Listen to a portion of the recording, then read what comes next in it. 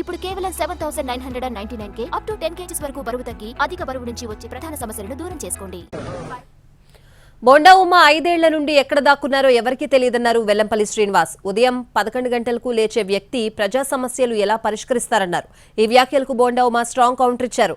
గతంలో తన ఇంట్లో పనిచేయడం వల్లనే ఆయనకు తెలుసుంటుందని విమర్శించారు. కరోనా సమయంలో చందాల శ్రీను పేరుతో 9 కోట్లు వసూలు చేశారని ఆరోపించారు. బోండా ఉమ అని చెప్పిన ఒక వ్యక్తి ఉన్నాడు. మరి అతను 5 సంవత్సరాల నుంచి ఎక్కడ దాక్కున్నాడో తెలియదు.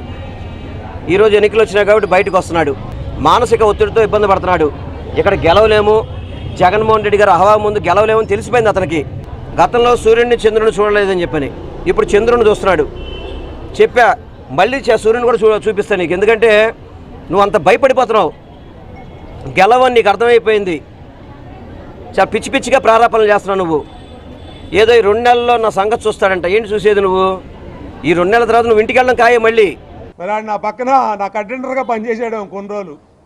ఈ చండాల సీను నాకు 11 గంటలు లెగుస్తానని, నేను 4 గంటలు లెగుస్తా తెల్లాజామున. వెల్లంపల్లి సీను పశ్చిమ నియోజకవర్గంలో ఇతనికి పేరు చందాల సీను.